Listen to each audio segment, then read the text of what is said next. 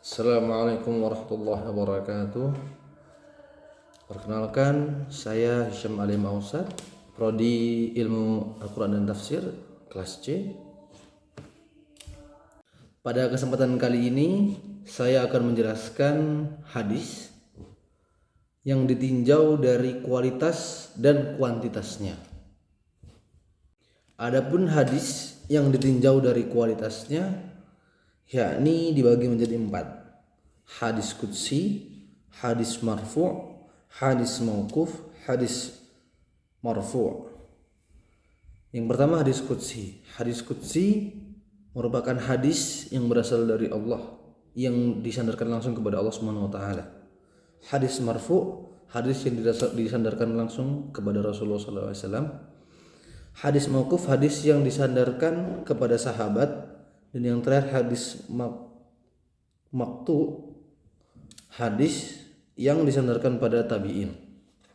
Adapun hadis yang ditinjau dari segi kuantitasnya dibagi menjadi 2, yakni mutawatir dan ahad. Mutawatir yang berasal dari kata tawatur yang bermakna berturut-turut, merupakan hadis yang diriwayatkan banyak perawi dalam setiap angkatannya, setiap generasi sanadnya. Dan pendapat yang paling kuat mengatakan bahwa minimal 10 periwayat yang berbeda keturunan maupun wilayah, sehingga kebenarannya dapat dipastikan. Adapun mutawatir sendiri dibagi menjadi 2, yakni mutawatir lafzi dan mutawatir makna. Mutawatir lafzi merupakan hadis mutawatir yang dalam lafal dan maknanya sama, dan hadis mutawatir maknawi merupakan hadis yang maknanya saja yang sama, adapun lafalnya mereka berbeda. Untuk pembagian hadis yang ditinjau dari kuantitasnya, untuk bagian yang kedua, ini merupakan hadis ahad. Hadis ahad merupakan hadis yang belum memenuhi syarat mutawatir, baik dari jumlah perawinya yang tidak banyak maupun pada awalnya mutawatir tetapi pada akhirnya diriwayatkan oleh satu orang saja, sehingga hadis tersebut termasuk sebagai hadis ahad. Hadis ahad sendiri ditinjau dari banyaknya, dibagi menjadi beberapa bagian. Ditinjau dari jumlah periwayatnya dibagi menjadi 3, yakni hadis masyhur, ahad masyhur yang periwayatannya belum mencukupi syarat untuk kriteria hadis mutawatir, tetapi hadis tersebut sudah menjadi hadis yang populer. Adapun yang kedua, yakni hadis ahad aziz yang dalam tingkatan sanadnya minimal 2 perawi atau lebih. Nah, adapun pembagian yang ketiga, yakni hadis gharib, merupakan hadis yang diriwayatkan oleh satu rawi saja, baik di setiap tingkatnya maupun sebagian tingkat sanadnya.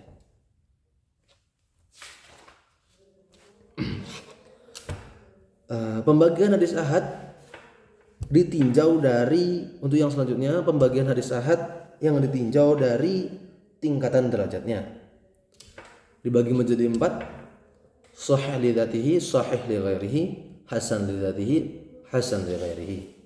Hasan li dzatihi, sahih li dzatihi merupakan hadis yang tersambung sanadnya oleh rawi yang adil dan kuat ingatannya dari awal hingga akhir sanad, tanpa adanya cacat ataupun illah maupun penyimpangan atau yang bisa kita sebut syadz.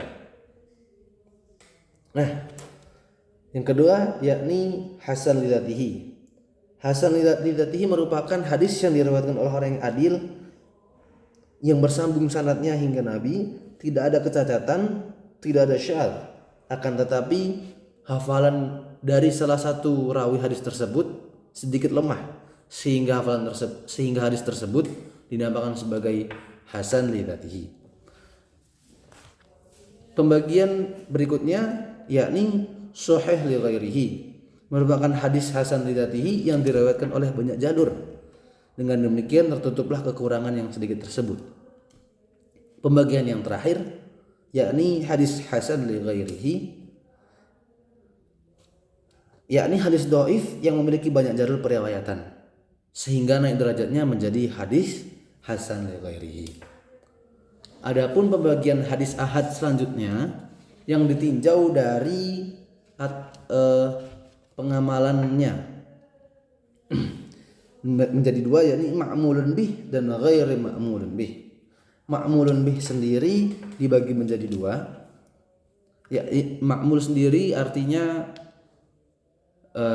hadis yang boleh dilaksanakan. Pembagian hadis ahad ma'mul dibagi menjadi dua, yakni muhkam dan mukhtaliful hadis. Nah, muhkam sendiri merupakan hadis yang terselamatkan dari perselisihan dari banyaknya hadis. Adapun mukhtaliful hadis merupakan hadis yang diterima, beberapa hadis yang diterima yang di antara mereka terdapat perbedaan satu sama lain, tetapi memungkinkan untuk menyatukan makna dari kebanyakan dari pembagian tersebut. Adapun pembagian yang kedua, yakni ghairu ma'mulun bih, yang tidak diamalkan, yakni nasikh dan mansukh. Jadi bukan hanya di Al-Quran yang terdapat nasikh dan mansukh, tapi di hadis juga terdapat nasikh dan mansukh. Hadis nasikh merupakan hadis yang datang lebih akhir sehingga hadis tersebut memperbarui hukum yang mansukh ataupun hadis yang datang sebelumnya. Pada kesempatan kali ini kita akan membahas hadis yang tertolak. Pembagian sebelum-sebelumnya kita sudah mengkaji merupakan hadis-hadis yang diterima ditinjau dari banyaknya periwayat, ditinjau dari kualitasnya, ditinjau dari boleh atau tidaknya dalam mengamalkan hadis tersebut. Nah, sekarang kita membahas hadis yang tertolak. Hadis yang tertolak sendiri dibagi menjadi dua, karena yang pertama disebabkan oleh jatuhnya sanad atau terpotongnya sanad.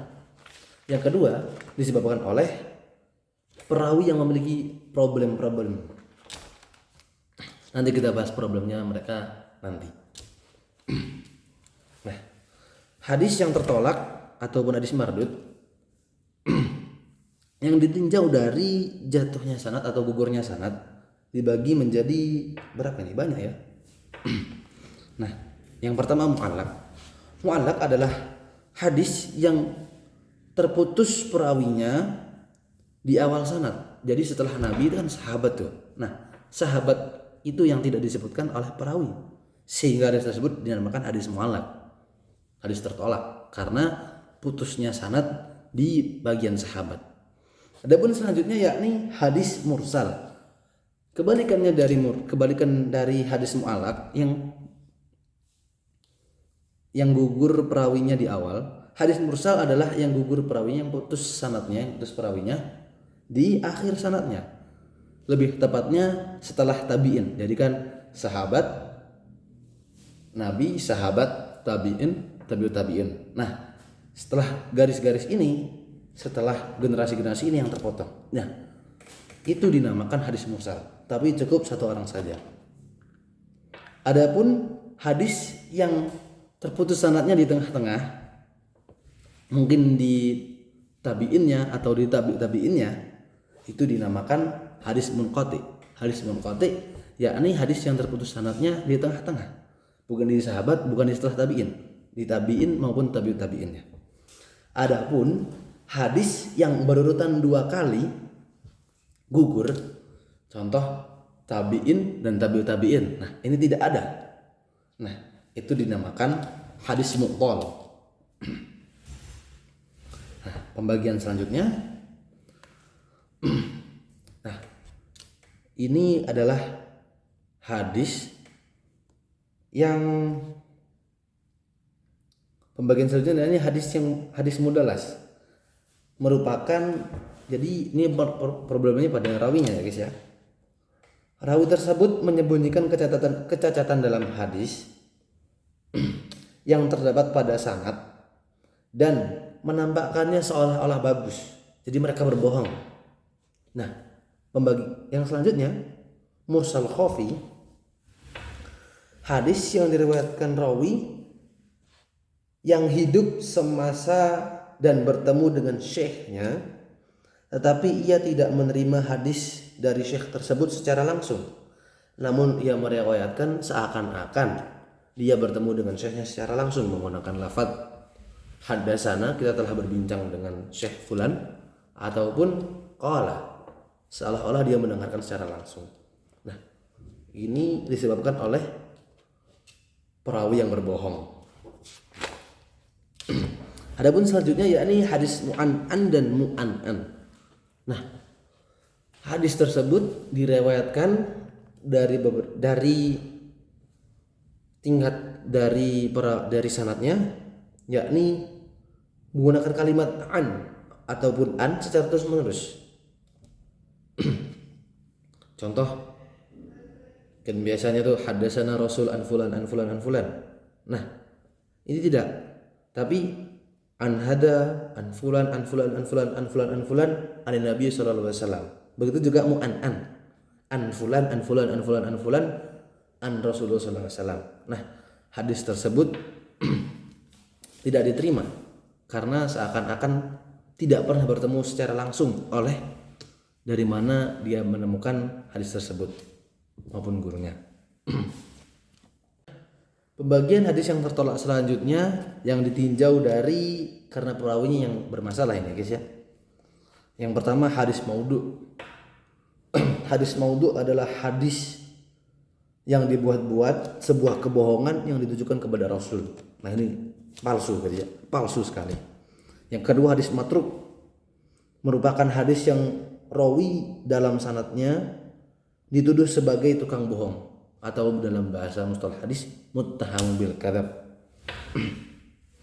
Pembagian yang selanjutnya yakni munkar, adalah hadis yang rawi dalam sanadnya jelas fasik dan lalai, maka hadis tersebut pasti tertolak guys ya.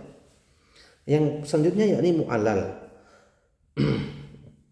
yakni yang rawi dalam hadis tersebut ditemukan sebuah ilah yang membahayakan dalam kesahihan hadis.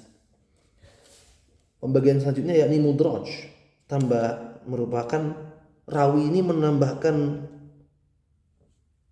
menambahkan yang ada di dalam hadis, di dalam matan maupun di dalam sanadnya. Nah, di dalam matan sendiri biasanya terjadi di 3 hal, yakni di awal hadis, di awal matan, di tengah matan maupun di akhir matan. Nah, pembagian yang selanjutnya yakni masidu fi muttasilil asanid, tambahan di dalam bersambungnya sanad. Nah, sebenarnya ini boleh, tetapi harus 2 syarat, harus memenuhi 2 syarat. Ini yang pertama, yang menambahkan harus lebih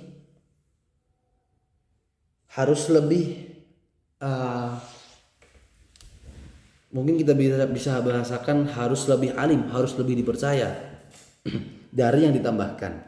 Nah, yang kedua, yang ditambahkan, yakni fulan yang ditambahkan dalam sanad hadis tersebut harus menekankan meriwayatkan hadis dengan secara langsung, menekankan bahwa ia bertemu dengan gurunya secara langsung, sehingga dalam sanad akan berlafaz haddatsana atau qala, seperti itu. Hadis yang selanjutnya yakni hadis muttarib, hadis muttarib yang tertolak dan muttarib. Hadis yang diriwayatkan dari beberapa jalur riwayat yang berbeda yang sama kuatnya sehingga tidak bisa ditarjih. Nah, yang selanjutnya hadis musahhaf adalah rawi yang mengganti kata dalam hadis dengan kata yang lain dari apa yang tidak diriwayatkan oleh gurunya atau perawi sebelumnya secara lafaz ataupun makna. Nah, pembagian hadis tertolak yang ditinjau dari perawinya yang bermasalah ini yang terakhir yakni syadz, hadis yang menyelisihi riwayat yang sahih. Jadi hadis ini menyelisihi hadis-hadis riwayat-riwayat yang lain yang lebih dipercaya. Sekian penjelasan singkat dari saya. Apabila ada salah mohon dimaafkan, karena manusia tempatnya salah dan lupa. Sesungguhnya kebenaran hanya milik Allah. Apabila terdapat kesalahan maka itu dari saya sendiri. Wabillahi taufiq wal hidayah wa ridho wal inayah. Saya Yahya Mari Mausad pamit undur diri. Assalamualaikum warahmatullahi wabarakatuh.